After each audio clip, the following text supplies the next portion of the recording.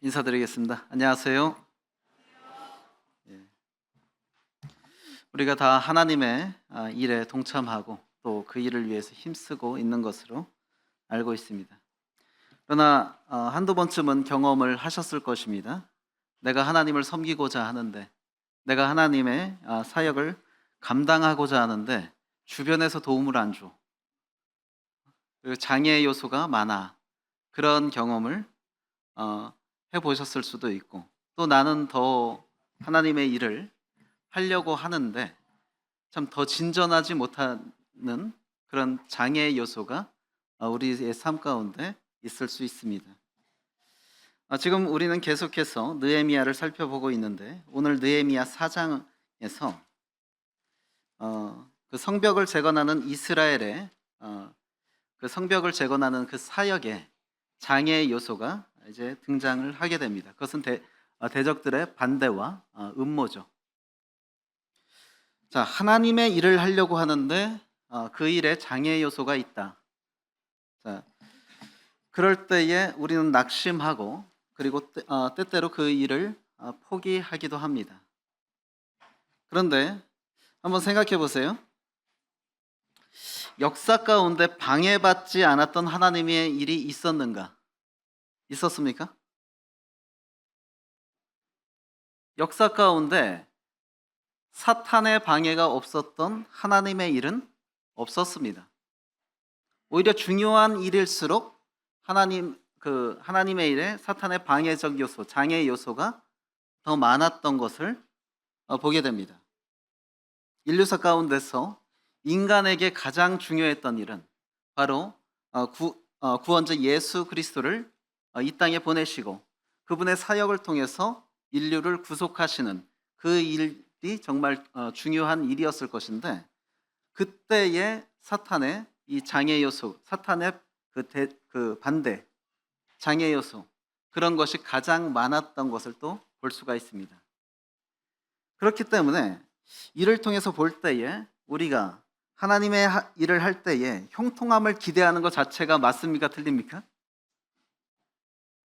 사실요, 하나님의 일을 하면서 형통함을 기대하는 것 자체가 맞지 않는 것입니다. 왜냐하면은 인류 역사 가운데 하나님의 일 중에서 반대받지 않았던, 장애물이 없었던 하나님의 일은 없었기 때문에 하나님의 일을 할 때에는 사실은 그것을 각오하고 임해야 한다는 것이죠.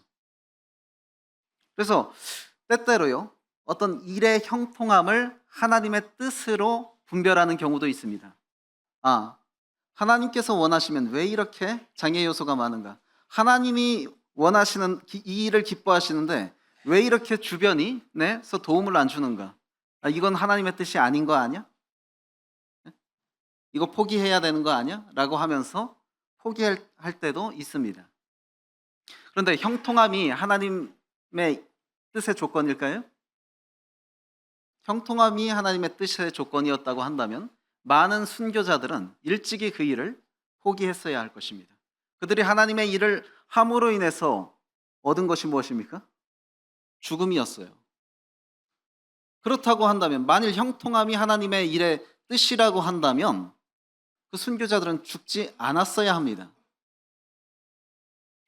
오늘 본문을 보더라도요, 우리 4장 1절로 3절 보시겠습니다.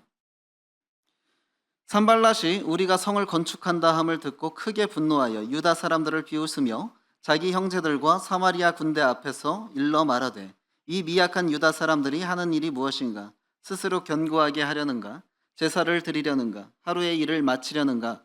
불탄 돌을 흙 무더기에서 다시 일으키려는가 하고 암몬 사람 도비아는 곁에 있다가 이르되, 그들이 건축하는 돌 성벽은 여우가 올라가도 곧 무너지리라. 자, 이제 본격적인 방해가 시작됩니다. 성벽을 재건하는 하나님의 일에 방해가 있습니다.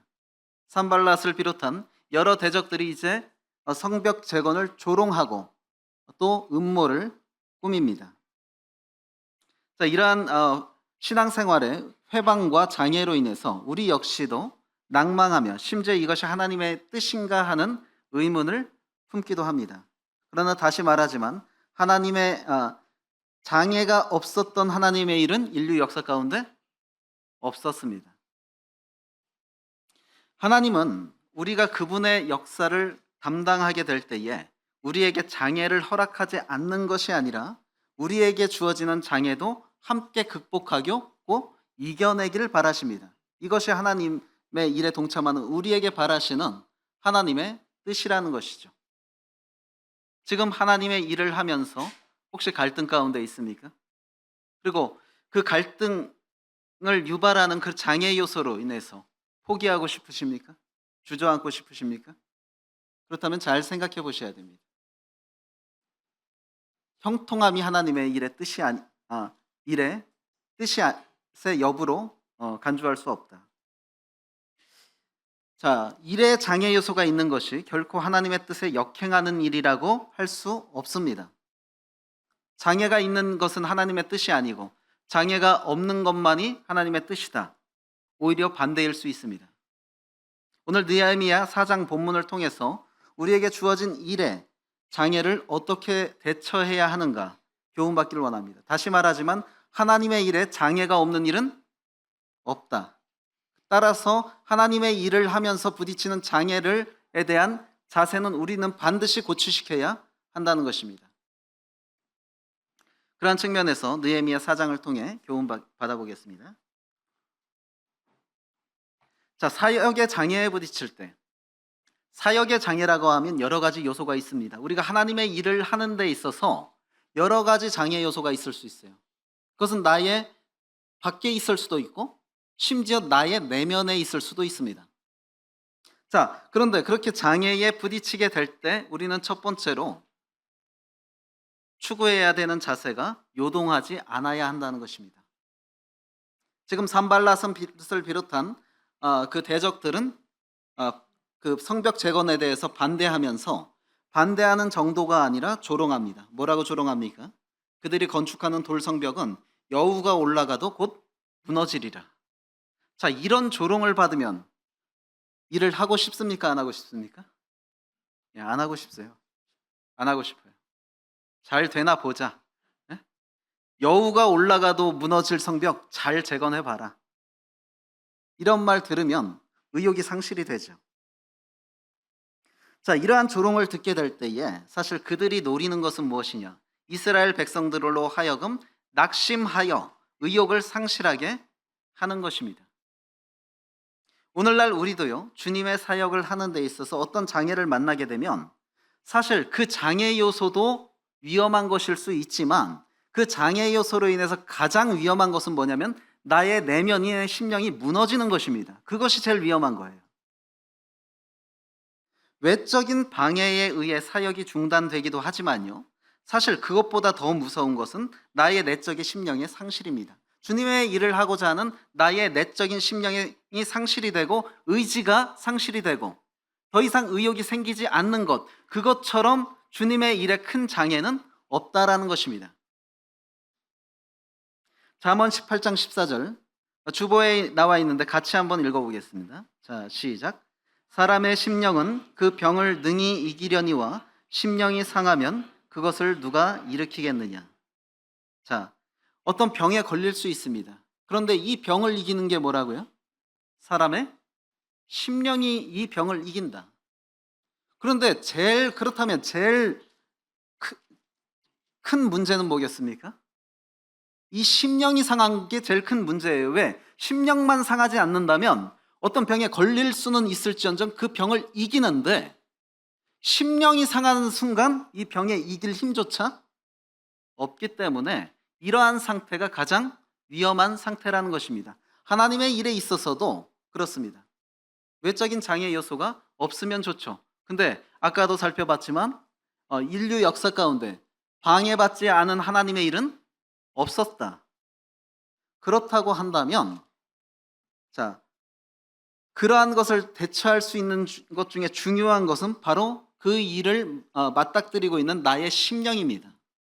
이 심령이 무너지면 모든 것이 끝나는 것입니다. 소위 멘탈이 강하다, 멘탈이 약하다 그런 말 하죠. 제가 보기에는요, 가장 멘탈이 강해야 되는 사람들이 누구일까요? 우리 그리스도인들이라고 생각합니다. 어떤 비난을 받을지언정, 어떤 대적을 당할지언정, 전도하면서요, 멘탈 약하면 전도할 수 있습니까? 전도하다가 별의별 일 다 당해봤습니다. 딱 하는데 그냥 확 뿌리쳐서 전도지가 다 떨어진 적도 있고요. 그것도 나이 어린 사람한테 그런 일을 당해보십시오. 멘탈 강하지 않으면요, 계속 할 수 없습니다. 자, 그런데 외적인 그런 요소로 인해서 우리를 무너뜨리려고 하는 건 나의 심령이라는 것이죠. 그래서 주님의 일을 하는데 가장 중요하게 생각해야 되는 것은 뭐냐면 요동하지 않아야 된다는 것입니다. 즉 멘탈이 강화되어야 해서 나의 심령이 굳건하게 유지되게 하는 것이 가장 중요하다는 것입니다.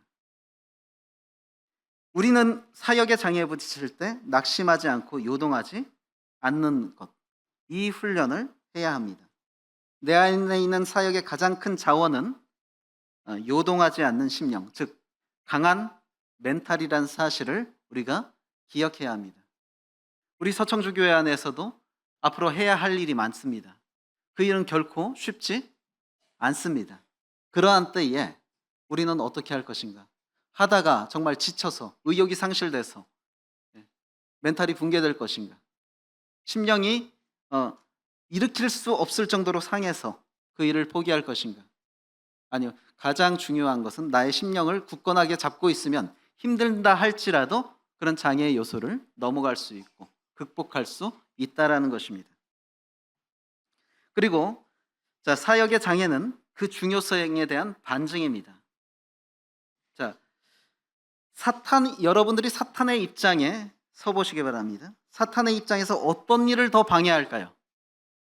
하나님께 그다지 중요하지 않은 일? 이걸 방해하겠습니까? 하나님께 정말 중요한 일을 방해하겠습니까? 사탄이라면. 정말 중요한 일을 사탄이 방해할 것입니다. 따라서 하나님 앞에서 중요한 일일수록 장애 요소가 많은 것이 원리적으로 그렇게 성립된다 할 수 있습니다. 장애 요소가 많으면 무조건 하나님께 귀한 일이고 그런 것은 아니겠지만 원리적으로 사탄이 하나님께 가장 중요한 일을 더 회방한다. 그렇다면 우리가 하는 사역에 장애 요소가 많다고 한다면, 즉 사탄의 회방이 많다면 그것은 그만큼 그 사역이 매우 중요하고 사탄에게 위협적인 사역이라는 것에 대한 반증일 것입니다. 그렇다면요, 우리가 주님의 일을 하는데 어떤 사역을 하는데 장애 요소가 많이 따라요. 그럼 포기해야 될까요? 아니요. 이것이 사탄이 이렇게 집요하게 방해할 만큼 굉장히 위협적인 일이고 중요한 일이구나 하면서 더 전념해야 한다는 것이죠. 하나님이 일하실 때 사탄도 일합니다. 하나님이 일하실 때 사탄은 그냥 있지 않습니다. 제가 보기엔 하나님 다음으로 부지런한 존재는 사탄입니다. 사탄의 최고 목표가 무엇입니까? 그것은 그의 최고의 목표는요, 어떤 수단과 방법을 동원해서든지 하나님의 영광을 훼손하는 것입니다. 그리고 또 하나님이 사랑하시는 성도를 무너뜨리는 것이 사탄의 최고 목표입니다. 또한 그렇게 함으로 인해서 하나님 나라의 확장을 저지시키는 것이 사탄의 목적이라는 사실을 우리가 기억해야 하는 것입니다. 따라서 지금 내가 하고 있는 일, 지금 우리에게 주어진 일이 하나님의 영광을 위한 것인가, 또 하나님의 사랑하신 성도를 세우는 일인가, 또 하나님의 나라를 확장시키는 일인가, 그것을 따라서 우리는 하나님의 뜻을 분별하고 추진해야 하는 것이지, 일의 형통함을 따라서 일이 잘 되는 거 보니까 하나님의 뜻인 것 같아, 일이 안 되고 장애 요소가 많아지는 거 보니까 이건 하나님의 뜻이 아니야, 이렇게 분별할 일이 아니라는 것입니다. 하나님의 영광을 위한 일이라면 장애 요소가 많다 할지라도 그것은 정진해야 하는 것입니다. 자, 이렇게 해서 우리는 어떤 장애 요소에 부딪힐 때 첫 번째로 요동하지 않고 나의 견고한 심령을 잘 붙들어야 하는 것이 첫 번째 자세이고, 두 번째 자세는 우리 4장 4절부터 5절까지 보시면, 우리 하나님이여 들으시옵소서, 우리가 업신여김을 당하나이다. 원하건대 그들이 욕하는 것을 자기들의 머리에 돌리사 노략거리가 되어 이방에 사로잡히게 하시고 주 앞에서 그들의 악을 덮어두지 마시며 그들의 죄를 도말하지 마옵소서. 그들이 건축하는 자 앞에서 주를 노하시게 하였음이니이다 하고. 자, 느헤미야가 지금 대적들의 반대와 장애에 부딪히게 될 때 어떻게 했습니까? 그는 기도했습니다. 우리가 사역의 장애에 부딪히게 될 때 첫 번째로 우리는 낙심하지 말아야 하고 또 두 번째로 해야 되는 것은 기도입니다. 느헤미야는 산발락과 도비야가 성벽 재건을 재건하고 조롱할 때 그들에게 대항하면서 싸운 것이 아니라 가장 먼저 한 것이 뭐예요? 기도예요. 저 같으면은 막 조롱당하면은 먼저 한마디 꽂아주지 않겠습니까? 비슷한 어떤 조롱 섞인 조소로. 근데 느헤미야는 그렇게 하지 않고 기도를 했습니다. 자, 이 기도는요, 우리가 이제 기도를 준비체조 정도로 생각할 수 있습니다. 어떤 중대한 사역을 위한 준비체조.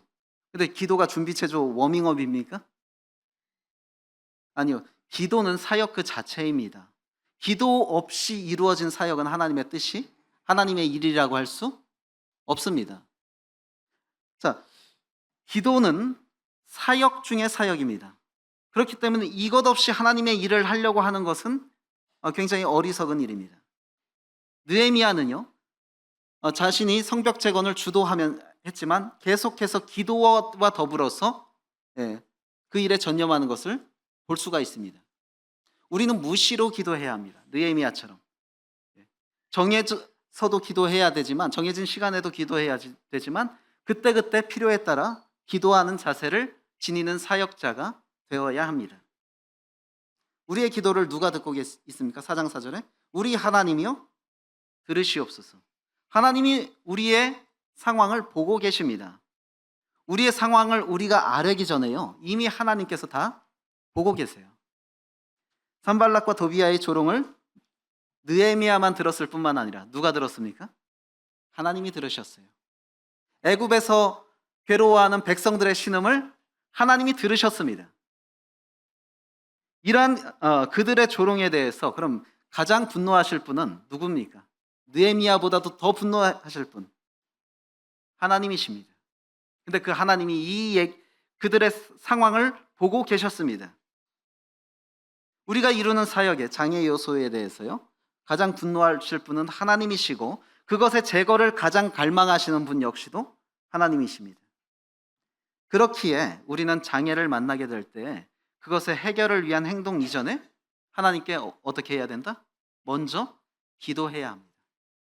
그것을 해결하려고 애쓰기 이전에 기도를 먼저 해야 하는 것입니다.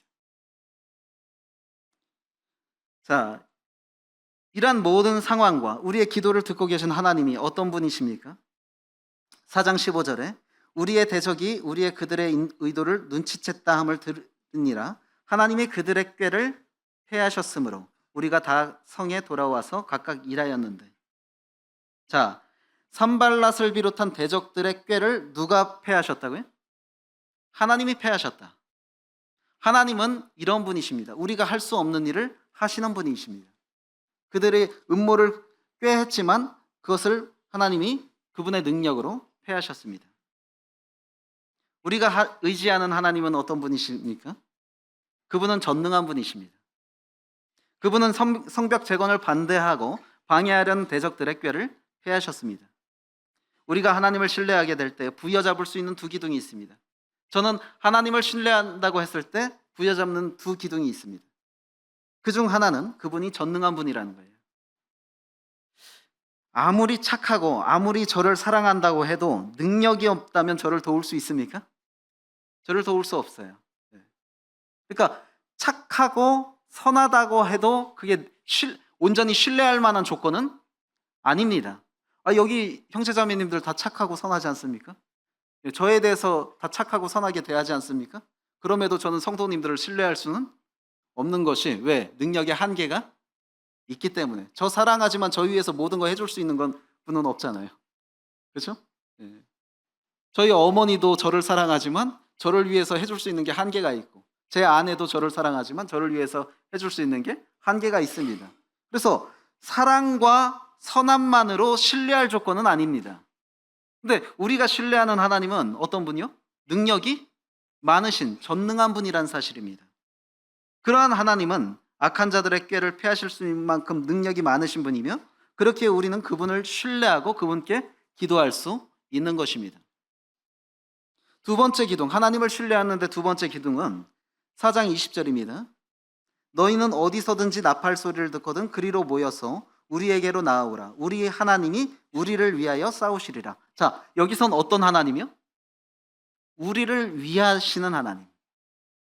자, 하나님을 신뢰하게 될 때 두 기둥을 부여잡을 수 있다고 그랬죠. 첫 번째로는 그분이 전능하시다라는 사실이고, 두 번째로는 그분이 우리를 위하신다, 우리를 사랑하신다. 이 두 기둥 때문에 그분을 신뢰할 수 있는 것입니다. 자, 사랑이 많은 무능력자도 신뢰할 수 없습니다. 사랑이 많고 선하다고 해서 능력이 없는 그 사람을 신뢰를 할 수는 없어요. 사랑이 많은 무능력자도 신뢰할 수 없지만 우리를 사랑하지 않는 능력자도 신뢰할 수 없습니다. 자, 이 어머니나 제 아내는 저를 사랑합니다. 근데 해줄 수 있는데 능력에 한계가 있다고 그랬죠? 그런데 그러면 예를 들어서 미국의 바이든 대통령을 한번 생각해 봅시다. 그분은 능력이 많죠? 아마 인간사에서 가장 능력이 많은 사람일 것입니다. 자, 근데 문제는 뭡니까? 그분은 저를 사랑하지 않습니다. 사랑하지 않는 정도가 아니라 저의 존재 자체를 모릅니다. 근데 우리가 하나님을 신뢰할 수 있는 것입니다. 그분이 전능하실 뿐만 아니라 그분이 나 자신을 개별적으로 알고, 그리고 그분이 나를 위하시고 사랑하시는 분이라는 사실 때문에 우리가 그분을 신뢰할 수 있는 것입니다. 이 두 가지 중에 하나라도 없다면 그분을 우리는 신뢰할 수 없어요. 근데 하나님이 전능하시고 그 전능하신 하나님께서 나를 사랑하시고 위하신다. 이 사실 때문에 우리는 그분을 신뢰하고 그분께 사역의 장애에 부딪히게 될 때 기도할 수 있는 것입니다. 자, 우리가 어떤 사역의 장애물을 만날 때 멘탈이 강해야 됩니다. 요동하지 말아야 됩니다. 그리고 기도해야 합니다. 그럼 여기서 끝나는 것이 아니라 6절에 이에 우리가 성을 건축하여 전부가 연결되고 높이가 절반에 이르렀으니 이는 백성이 마음 들여 일을 하였습니다. 자, 요동하지 않았던 백성들, 그리고 그런 대적들의 방해를 받을 때 기도했던 백성들, 그들이 어떻게 했습니까? 마음 들여 일을 하였습니다. 다른 번역본에 보면 마음을 모아 열심히 일했다라고 말하고 있습니다. 자, 기도의 응답을 기대한다면 그 기도에 걸맞는 행함이 있어야 합니다. 느헤미야는 장애를 만났을 때 하나님께 기도했고, 백성들은 그 기도한 후에 어떻게 했습니까? 마음을 모아 열심히 일했다. 때때로 우리는 기도하면 그 다음은 하나님께 다 맡긴다라는 생각으로 무책임한 기다림 가운데 젖어 있을 수 있습니다. 근데 기도가 무책임한 기다림의 덕목입니까? 기도했으면 나는 그냥 가만히 있으면 되는 것입니까? 아니요. 우린 기도를 잘 이해해야 합니다. 우리는 기도한 만큼 그에 따른 실천을 해야 합니다. 야고보서에서는 행함이 없는 믿음은 죽은 것이라고 그랬습니다. 근데 행함이 없는 기도 역시도 죽은 기도입니다. 기도는요, 노력하지 않고 얻을 수 있는 편법으로 허락하신 게 아니에요. 그러면 행함에 걸맞는, 기도에 걸맞는 행함이 무엇이냐? 건강을 위해서 살 빠지게 해달라고 기도하면서 매 식사 때마다 폭식을 하는 것, 이것은 그 기도에 걸맞는 행함이 아닙니다. 살이 빠지게 해달라고 기도한다면 당연히 그는 식사량을 조정해야 합니다. 그리고 시험을 잘 보게 해달라고 기도하면서 공부는 전혀 하지 않는 그 사람, 이게 기도에 걸맞는 실천이 아닙니다. 시험을 잘 보게 해달라고 한다면 당연히 어떤 행함을 해야 됩니까? 공부를 평소에 보다 더 열심히 하면서 그런 기도를 해야 하는 것입니다. 이것이 행함에 맞는 기도에 걸맞는 행함입니다. 지금 느헤미야를 비롯한 이스라엘 백성들은 기도에 걸맞는 행함을 하고 있습니다. 기도할 뿐만 아니라 성벽 재건을 열심히 했습니다. 우리 역시 하나님께 기도하고 있다면 우리가 지금 간절히 갈망하는 기도가 무엇입니까? 우리 교회 입장에서 예배당을 위해서 기도하고 있잖아요. 그럼 그 예배당 건축을 위한 구체적인 실천까지도 더불어서 하면서 기도해야 하는 것이 맞습니다. 사역에 대한 열정을 상실하지 않도록 해야 합니다. 회방을 받은 백성들은 대적들의 목적대로 낭망한 것이 아니라 기도함으로 마음을 하나로 모아 일했고 그에 따른 성과를 볼 수 있었습니다. 그 성과가 어떤 것입니까? 그들의 열정으로 인해서 일단 성벽이 다 연결이 됐어요. 성벽이 다. 그리고 반 높이까지, 원래 목표했던 것보다 반까지 쌓았습니다. 대적들의 조롱은 낙심케 하는 요소였지만 일의 성과는 그들로 하여금 더더욱 일의 의욕을 불러일으킬 수 있는 요소죠. 일의 의욕이 막 생길 때가 언제입니까? 고생은 했지만 어떤 결과물이 조금씩 보여질 때에 일의 의욕이 계속해서 불러일으켜지죠. 지금 이 백성들이 조롱과 반대를 받았는데 기도하면서 자신의 일에 충실했을 때에 성벽이 다 연결이 됐습니다. 성벽이 연결되니까 이전엔 좀 의욕이 없었던 마음이 어때요? 다시금 결과물이 보여지니까 의욕이 생기는 것입니다. 그렇다면 이제 우리는 사역의 장애를 극복하기 위해서 어떻게 해야 될까요? 우리는 대적의 계계를 분별해야 합니다. 즉 사탄의 이런 계계를 잘 알아야 합니다. 이스라엘 백성들은 7절과 8절에서 산발랏을 비롯한 대적들의 그 계계를 알고 있었습니다. 우리 역시도 범사의 대적 사탄의 계계를 잘 인식해야 합니다. 영적 분별력이 둔해지면 사탄의 계계에도 둔해집니다. 우리가 아무렇지 않게 허용하거나 아무렇지 않게 대응하는 일들이 사탄의 계계에 말려드는 일일 수 있음을 알고 경계해야 합니다. 우리 가운데 일어나는 일을 두고 본능적으로 대처하는 것이 아니라 이렇게 할 때 누가 기뻐하는지, 꼭 이 일이 사탄이 기뻐하는 일은 아닌지 분별하면서 주님의 사역에 임해야 하는 것입니다. 또한 12절에 이스라엘 백성들은 산발랏을 비롯한 대적들의 그 음모를 공유했습니다. 그 원수들의 근처에 거주하는 유다 사람들도 그 각처에 와서 10번이나 우리에게 말하기를 너희가 우리에게로 와야 하리라. 대적들의 음모를 공유했습니다. 우리 역시도 사탄의 계계를 공유해야 합니다. 우리 역시 하나님의 역사를 이루어가는 데 발생하는 사탄의 계계에 대해서 동일한 안목을 바라보고 경계할 수 있어야 하는 것입니다. 9절에 보면요, 우리가 우리 하나님께 기도하며 그들로 말미암아 파수꾼을 두어 주야로 방비하는데, 하나님의 성벽을 건축하는 이 사역에 건축 일만 했던 것이 아니라 지금 어떤 일도 함께 겸하고 있습니까? 파수꾼의 일을 함께 겸하고 있습니다. 원래 이들이 목적하는 바는 성벽의 재건입니다. 근데 그 일을 하기 위해서 파수꾼의 일을 겸하고 있다. 즉 이것은 우리가 하나님의 일을 하는데 근신하는 마음으로 해야 함을 교훈하고 있습니다. 중요한 일일수록 정신 차리고 일해야 되죠. 위험한 일일수록 더 정신 차려야 됩니다. 위험한 일임에도 정신 차리지 않다가 산업재해를 당하는 경우를 우리가 많이 보게 됩니다. 이스라엘 백성들은 성벽 건축만 한 것이 아니라 파수꾼의 역할도 함께 했다. 즉 그들은 깨어서 일했던 것입니다. 우리 역시 중요한 사역일수록 그냥 물 흘러가듯 하는 것이 아니라 근신하여 깨어서 참여해야 합니다. 경계심을 상실한 순간 어느 틈에 우리 교회 안에 그리고 나의 내면 안에 사탄의 역사가 움틀 수 있습니다. 또 내가 그 도구가 될 수 있습니다. 우리 안에 우는 사자와 같이 두루 다니며 삼킬 자를 찾는 사탄의 자리가 생기게 해서는 안 되는데, 사탄의 자리는 나의 밖에 생기는 것이 아니라 나의 내면에 더 많이 생길 수 있습니다. 조금 참고 지나갈 수 있는 부분이에요. 근데 진짜 참을 수가 없어요. 그래서 꼭 이거를 짚고 넘어가야 돼요. 이러한 모습들을 통해서 사탄은 계속 자리를 잡는 것입니다. 그래서 교회 전체가 타격을 입지 않는 일인 이상 내가 좀 참을 수 있잖아요. 억울해도. 내가 좀 손해볼 수 있잖아요. 주님을 위해서 희생한다는 마음으로. 근데 조금도 참지 않으려 하고 조금도 손해보지 않으려고 하는 그런 마음, 우리의 내면 가운데 사탄이 자리 잡기 쉽다는 것입니다.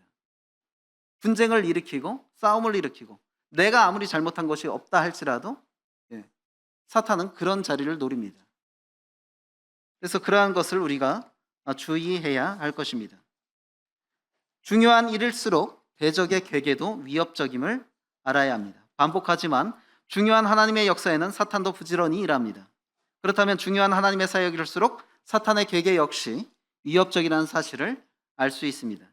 하나님의 일을 하는 데 따르는 장애가 넘지 못할 정도로 힘겨워 보일 때 낙심하는 것이 아니라 당연한 것임을 인정해야 됩니다. 왜? 중요한 일일수록 사탄도 그 일을 방해하기 때문에. 그렇기 때문에 장애가 따를 때에 왜 이러지? 왜 하나님께서 이걸 도와주시지 않으시지? 이렇게 생각할 것이 아니라 당연하구나. 정말 이 일이 사탄에게 위협적인 일이기 때문에 이렇게 방해가 따르는구나. 그렇게 생각해야 된다는 것입니다. 나태함과 방심은 치명적인 결과를 낳습니다. 모든 일에도 마찬가지지만 하나님의 사역의 나태함과 방심은 더더욱 용납될 수 없습니다. 성경은 여호와의 일을 태만히 하는 자에 대한 저주를 경고하십니다. 이스라엘 백성들은 대적들의 반대와 음모 가운데서 쉴 새 없이 일했습니다. 건축일은 건축일대로 또 파수하는 일까지 겸해서 해야 했습니다. 건축하는 일 자체도 힘들지 않습니까? 그 자재 옮기고 그러는 게 보통 일입니까? 그거 자체도 힘든데 파수하는 일까지 겸했다. 자, 이렇게 부지런하게 일을 함으로 나태함과 방심을 허락하지 않았습니다. 그들의 사역에 있어서. 잠언은 사람의 부지런함의 일의 성취와 부귀와 관련됨을 곳곳에서 교훈하고 있습니다. 하나님의 사역도 마찬가지입니다. 부지런히 하지 않으면서 교회가 부흥되길 바란다. 이거 맞는 겁니까? 틀린 겁니까?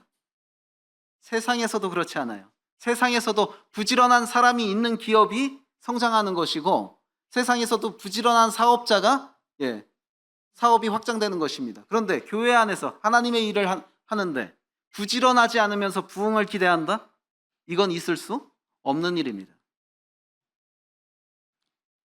자, 우리는 장애의 요소를 어떻게 극복해야 되느냐? 하나님을 기억해야 합니다. 자, 4장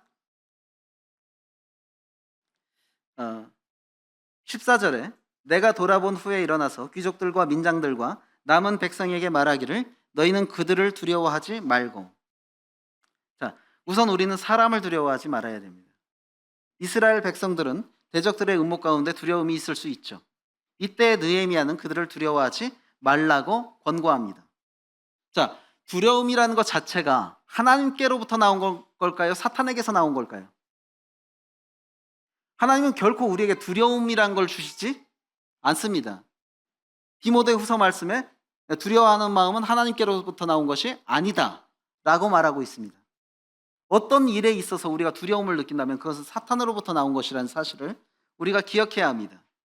다양한 장애, 우리가 어떤 사역을 할 때 다양한 장애 요소로 두려움이 있을 수 있습니다. 근데 그것이 하나님이 아닌 우리를 낭만케 하려는 사탄으로부터 나온 것임을 우리가 기억하고 그것을 극복해야 하는 것입니다. 또한 14절에 뭐라고 말하고 있습니까? 너희가 그들을 두려워하지 말고 누구를 두려워하라? 지극히 크시고 두려운 주 하나님을 기억하라 라고 말하고 있습니다. 사람보다 하나님이 더 두려운 분입니다. 우리가 하나님의 사역을 담당하게 될 때에 우리를 두렵게 하는 사람들이 있을 수 있습니다. 그런데 자, 나를 두렵게 하는 그 사람을 지으신 분이 누구십니까? 하나님이세요. 하나님의 손아귀에 있는 사람입니다. 하나님의 손아귀를 벗어나서 우리에게 어떤 것도 해할 수 없는 사람입니다. 하나님께서 허락지 않으시면. 따라서 우리는 우리를 두려워하게 하는 그런 요소보다, 그런 대적들보다 하나님을 두려워해야 한다. 아무리 우리를 두렵게 하는 것이라 할지라도 하나님을 능가할 수는 없다. 주님은 그렇게 해서 이렇게 말씀하십니다. 마태복음 10장 28절에 몸은 죽여도 영혼은 능히 죽이지 못하는 자들을 두려워하지 말고 오직 몸과 영혼을 능히 지옥에 멸하실 수 있는 이를 두려워하라. 우리가 가장 두려워해야 할 분은 하나님입니다. 이 어떤 일을 하는데 닥치는 두려움보다 그 일을 성취하지 못함으로 우리가 나중에 하나님 앞에서 감당해야 될 두려움이 더 커야 하는 것입니다. 또한 20절에 너희는 어디서든지 나팔 소리를 듣거든 그리로 모여서 우리에게 나오라. 우리 하나님이 우리를 위하여 싸우시리라. 자, 누가 우리를 위해서 싸우십니까? 하나님이 우리를 위해서 싸우신다. 우리의 싸움을 그냥 하나님 지켜보고 계시지 않습니다. 그리고 더욱이 그분의 영광과 그분의 나라와 관련된 일이라고 한다면 우리가 싸우는 싸움을 그냥 지켜보시는 것이 아니라 그분이 주도해서 싸워 주십니다. 그렇기 때문에 우리는 사람보다 하나님을 더 두려워해야 합니다. 자, 마지막으로 우리는 그 하나님의 사역에 있어서 장애를 만날 때 상호 협력해야 한다.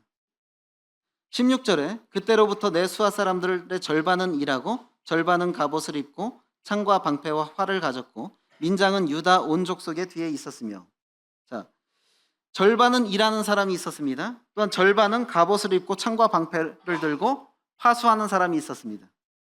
자, 각자의 일에, 자, 진정한 협력 중에 가장 중요한 것은 뭘까요? 각자 맡은 일에 충실한 것이 진정한 협력입니다.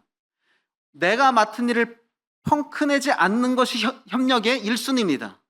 내가 일을 펑크내면, 나의 일에 공백이 생기면 나만 손해보는 것입니까? 아니요. 그 일을 대신 메꿔야 하는 교회 전체가 손해보는 것입니다. 따라서 우리가 그 사역의 장애를 극복하기 위해서 가장 1순위가 상호 협력해야 되는 것 중에 1순위가 각자의 일에 충실함으로 협력해야 된다. 자기 맡은 일을 확실히 해놓는, 이것이 협력의 1순위입니다. 두 번째로 17절에 성을 건축하는 자와 짐을 나르는 자는 다 각각 한 손으로 일을 하며 한 손에는 병기를 잡았던데, 한 손으로 일을 한다면 곡괭이나 한 손에는 곡괭이나 삽을 들었을 것이고 한 손에는 병기를 들고, 유사시 자신의 역할뿐 아니라 다른 역할도 감당할 수 있는 사람이 되어야 합니다. 자, 내 일만 잘하면 다다, 그렇게 생각하면 협력할 수 없습니다. 제가 예전에 미술학원 다니는데 저희 교회도 커지다 보니까 분담 사역이 확실해지죠. 이것의 장점이 분명히 있고 교회가 커지면 이렇게 가야 됩니다. 근데 이것에 또 단점이 있을 수 있는 게 뭘까요? 자기 일 아니면 안 돌아봅니다. 이것이 단점입니다. 제가 미술학원 다닐 때 그 미술학원, 돈 내고 다니는 미술학원인데 청소를 했습니다. 요즘도 그러는지 모르겠습니다. 청소를 하는데 각자 구역을 맡아주셨어요. 근데 이제 청소가 안 끝났는데 어떤 친구는 이제 사탕을 빨면서 이렇게 앉아 있습니다. 그래서 미술학원 그 청소시킨 선생님이 지금 뭐 하고 있느냐 그래서 제가 맡은 거 다 했어요. 그랬더니 이제 그 미술학원 선생님이 역정을 크게 내셨어요. 네 거 다 했으면 다른 데 같이 도와줘서 빨리 끝낼 생각을 해야지 자기 거 다 했다고 지금 사탕 먹고 이렇게 놀고 있느냐고. 교회에서도 마찬가지라고 봅니다. 내 것만 다 하면 다 된 것입니까? 내 거 자신의 일을 돌아볼 뿐만 아니라 누구를 돌아보라고요? 남의 일을 돌아보라고 그랬어요. 이것이 진정으로 협력하는 자의 자세입니다.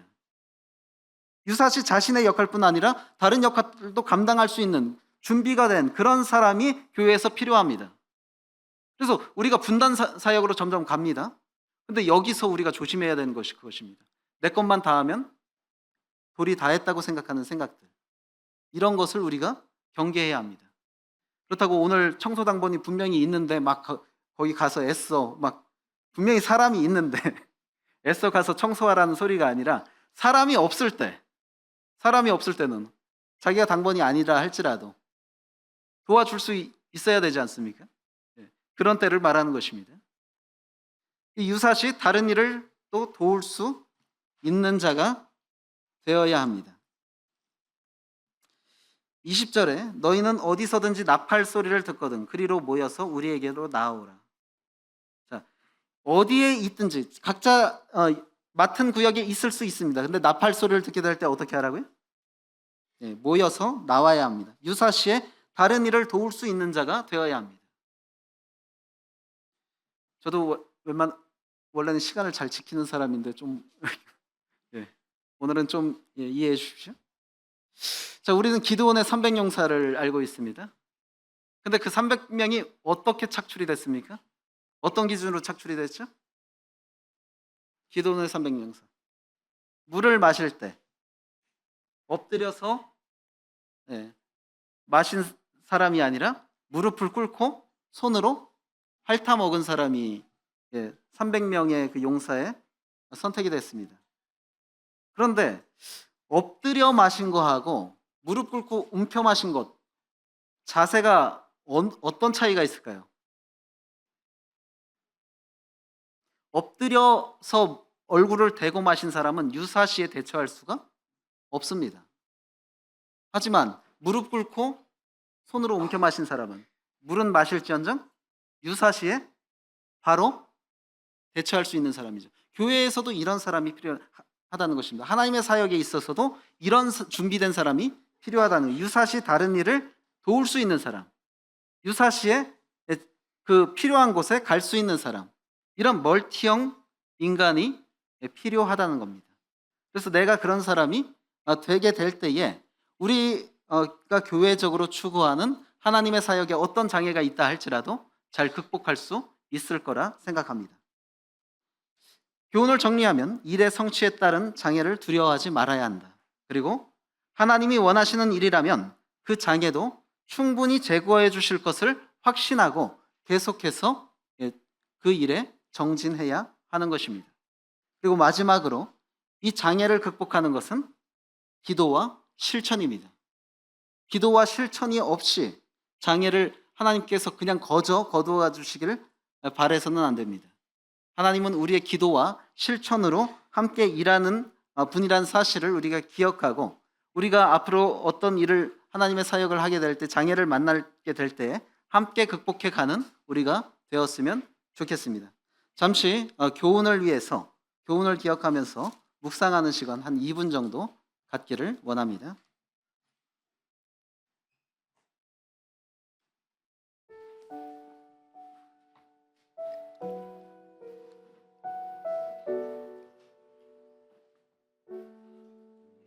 제가 기도하고 마치겠습니다. 아버지 하나님 감사합니다. 이렇게 또 느헤미야 4장을 통해서 저희가 주의 일에 장애가 왔을 때에 어떻게 그것을 대처하고 극복해야 하는지를 교훈해 주심을 감사를 드립니다. 저희가 주님의 일을 하게 될 때 장애를 만나게 될 때 참 기도하기를 잊지 않기를 원합니다. 그리고 또 사탄의 계계를 분명히 알기를 원합니다.